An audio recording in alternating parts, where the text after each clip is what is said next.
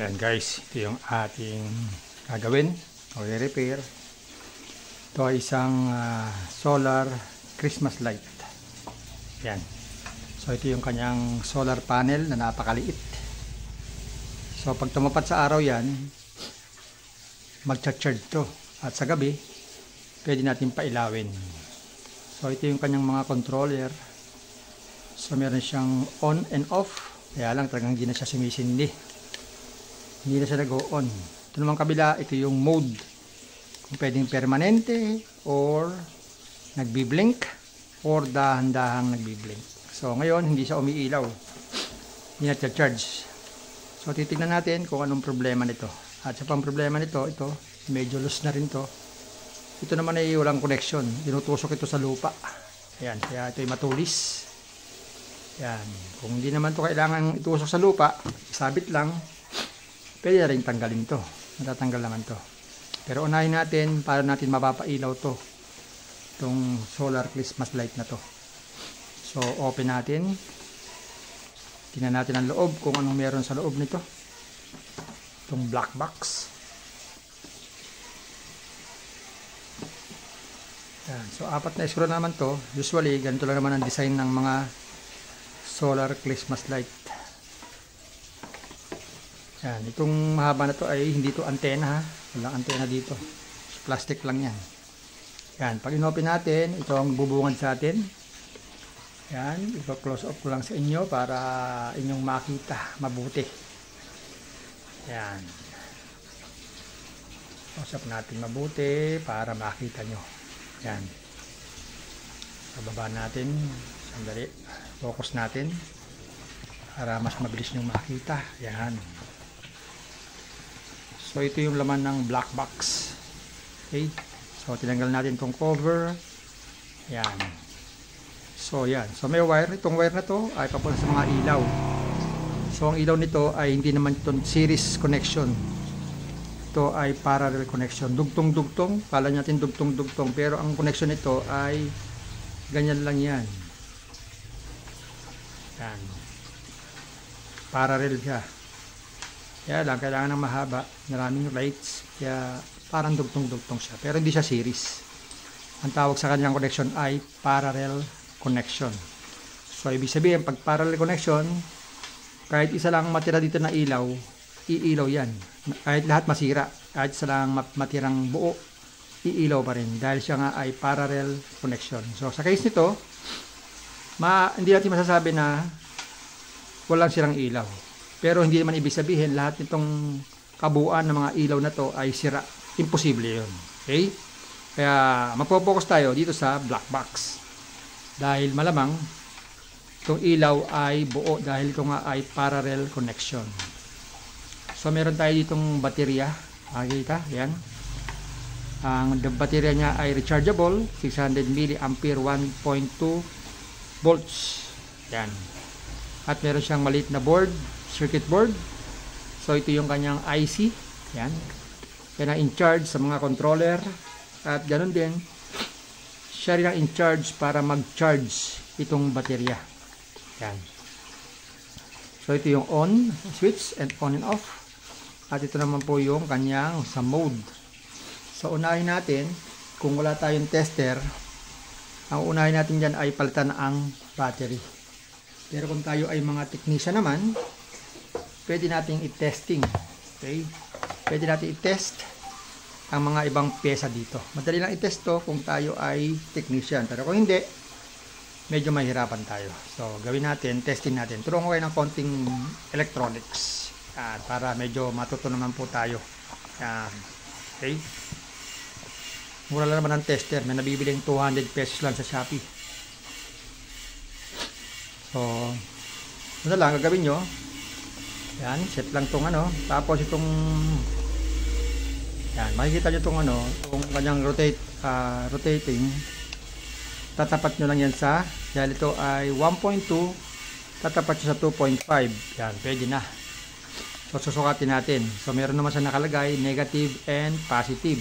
Lagi nyo tatandaan, pag pula ay, pulang probe ay positive. So, testin natin kung gagalaw itong ating meter tester. So, dito makikita na natin, hindi siya gumagalaw. Yan. So, talagang 100% sira ang baterya. Ngayon, kung gusto natin testingin itong switch niya, pwede rin naman, ilagay natin sa times 1. Itong indicator, tapat sa times 1. Yan. So, nakatapat sa times 1. Yan. So, dapat papalo yan. Yan. Pag ilagay natin sa dalawang end, yan. Dapat pag switch natin, yan, patay. Pag in-on natin, mag-short siya. Yan. Tapos patay, short. Yan. So, ibig sabihin, buo ang kanyang switch, battery ang sira. So, pero kung wala nga kayong tester, simpleng-simple, yan. Bili na agad kayo ng battery na ito. Ngayon, may na-search ko tong battery na to, medyo mahal. Sa Shopee. Umaabot ng 100 pesos. So, medyo mahal din. Ngayon din nung nakita mga 75, pwede na rin yun. At so, tandaan po natin yung klase. Dapat NI-MH AA 600 mA. Pero kung mahilig kayong mag-experiment, kung meron kayong mga battery dyan ng mga charger nyo na luma o yung power bank nyo na luma, pwede nyo buksan yun, makakakita kayo ng baterya. Yan, ganito. Sa mga power bank natin na mga sira na hindi na ginagamit. So ito, galing ito sa power bank na hindi ginagamit. Buksan nyo lang siya at makakakuha kayo ng battery. Kaya lang, malaki ang makukuha yung battery doon sa mga power bank. Kaya gagawin natin, sa labas natin lalagay itong baterya na ito. So, tanggalin natin itong maliit na baterya. Ayan. So, bago natin i-modify, malamang sa labas na natin lalagay ito. Testingin natin kung iilaw itong Christmas light. Ayan. So, testing natin. Ayan. So, tutok natin itong, i-on na natin dahil magkukulang tayo ng kamay. Lagyan na sa positive.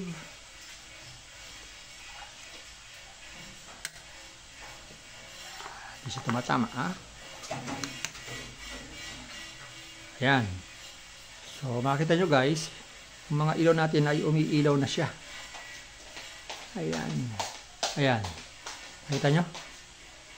So, ibig sabihin, 100% talagang sira yung battery. So, mabilis lang ma-testing, no? Kaya kung meron kayong mga baterya dyan, kahit anong baterya, pwede nyo i-testing muna bago kayo bumili ng battery o bago kayo magpalit ng battery. So, ito gagamitin natin. So, tatanggalin na natin itong kanyang lumang maliit na baterya. So, i-modify na natin. So, gagawin natin, dito na natin lalagay ang baterya natin. Ayan. Pag ganyan. Magbubutas na lang tayo dito para makapasok ang ating mga wire. Ayan. Okay. So, hanap tayo ng pambutas. So, yan guys. Nasa sa inyo yan kung anong gagawin natin klase. So, dahil pwede naman itong palagyan ng wire. Tapos, isuot nyo lang dito sa butas. Tapos, ibuhol na lang dito. Pwede naman yun, no? Pero sa akin, mas gusto ko hinangin. Para mas maganda naman ang itsura. Okay? Hihinangin natin yung ating mga wire. So, yan. So, ready na ang ating baterya. Meron na siyang wire. Yan. So, lalagay na natin. So, isuksok na natin dito sa butas. Para magkaalaman na. Okay. So, sa paglalagay ng wire, be sure na tama ang ating polarity. Dahil pag mali ang polarity, sasabog ang ating baterya at ganoon din sasabog ang ating bahay. Magugulat kayo. Kaya siguraduhin nyo lang tama ang ating polarity. Yan. So ganyan lang ang gagawin natin. Kasi ito nga ay ating minodified.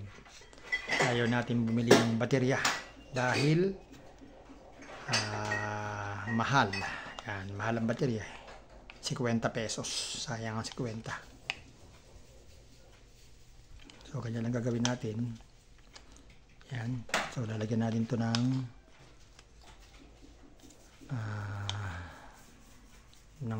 tape or lalagyan natin siya ng white glue. Glue gun. Yan. Okay. So, lagyan natin ito ng panghinang tingga. So, hinangin natin. Pero kayo, pwede rin naman yung gawin ay ano lang, kasimple-simple lang na lagyan nyo lang siya ng wire. Buhulan nyo lang siya. Pwede na. Ako kasi gusto ko matibay. Ayoko nang hindi matibay ang gawa. Gusto ko ay gawang powerful. Yan. So, lalagay na natin. Pwede naman tayo dito maghinang sa mismong board para mas matibay.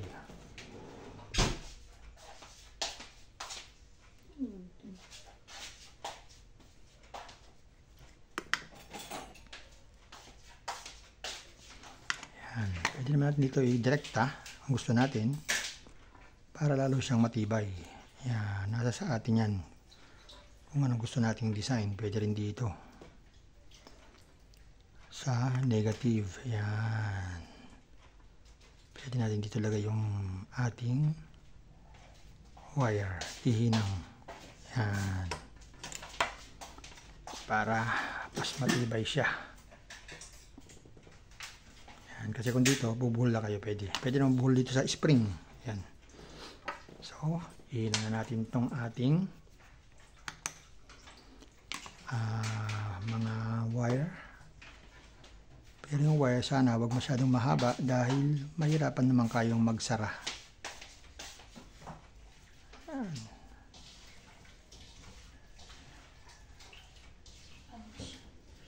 Yan. Sa kabila.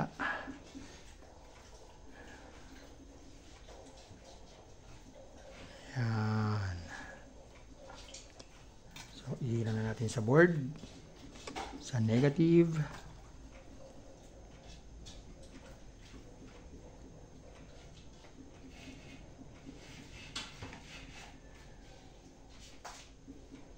Yan.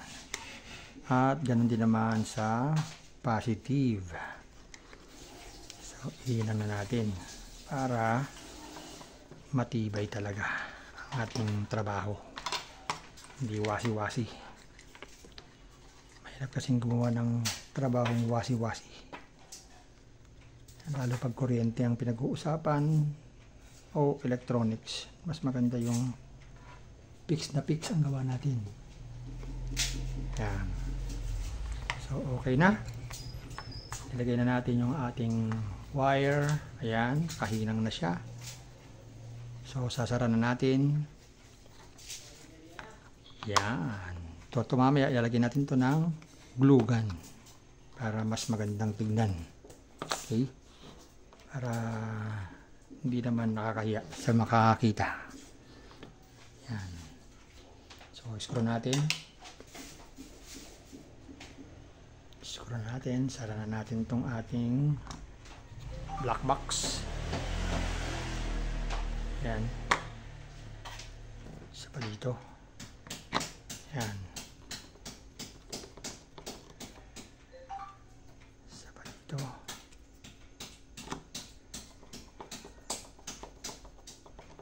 Yan. At isa pa. Last one. Yan. So, final testing na tayo. Okay? So, pwede natin ito higpitan kung gusto natin. Yan. Yan. Diba? Ang ganda. Ngayon, i-on na natin para makita nyo naman kung talagang okay na siya. On natin. Ayan. Umiilaw-ilaw na siya. Diba? So, ito yung mode niya. Yan. Oh, pwede namang permanenteng ilaw. Oh, dahan-dahan nagbiblink. O naman ay pwede rin namang dahan-dahan na umiilaw ng konti. Sabi ko nga sa inyo, kahit isa lang ang pundi dyan, iilaw pa rin yan. Okay? So, So ayan, umilaw naman lahat ng ilaw. Okay na siya. So okay na to. Ating experiment, talagyan na natin siya ng glue gun. So hanap tayo ng glue gun, no, para mas maganda. So ayan guys, talagyan natin ng glue gun. So ipipix na natin dito to para maayos-ayos naman ang itsura. Okay? So medyo matagal uminit ang ating glue gun.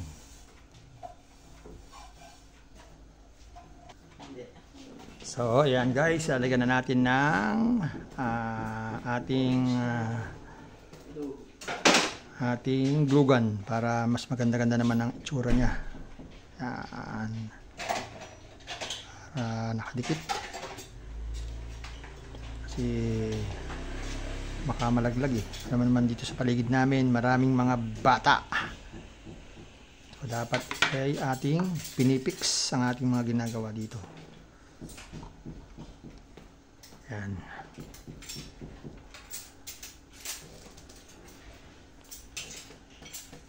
Yan. So, nakaglugan na siya. Tapos, glugan din natin itong kanyang gilid para mabasaman siya. Hindi siya makukuryente yung mga mahawak. Yan. Glugan natin yung wire niya. Para safe. Safe sa mga hawak na makukulit na bata. Yan.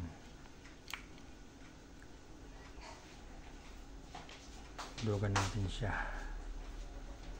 Palibot ng wire. Yan. Diba? Para safe na safe.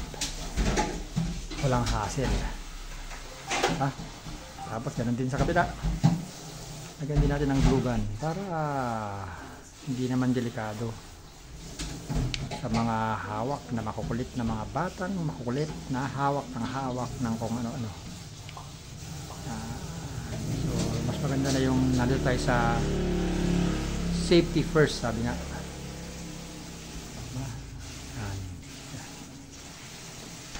Tapos itong butas lagyan na natin, baka pumasok ang tubig, diba? Lagyan na rin natin ng glue gun para hindi pumasok ang tubig. At yan din sa kabila, lagyan natin ng glue gun. Yan. Para hindi papasok ang tubig. Oh, tubig! Tubig na naman. Yan, wala tayong bala. Yan ang mabigat, wala na tayong bala. So ayan, so okay na. Siguro naman okay na to. Pwede na natin itong yan, lagay sa halaman at magmuni-muni. Yan, okay na. Testingan na po. Yan, one more time. Ayan, ating finished product. Okay? So, hanga ba kayo? Okay ba? Mga guys, nabilib na naman kayo. Ngayon kung meron kayong comment lang kayo sa ating comment section, ha? Pero huwag kayong magbabash. Okay? Comment lang, tanong-tanong lang kayo para matuto tayo. Okay? So, okay? So, mga nandyan, gusto nyo ng mga update, click nyo rin yung bell button para naman updated kayo pag tayo may mga bagong video, lalo sa mga ganitong tutorial. Hindi kalokohan. Puro tutorial lang ginagawa natin. Minsan lang ang kalokohan. Pero mas madalas, kaalaman at karunungan ang ating ibinablog. Thank you for your watching. Tong tanong.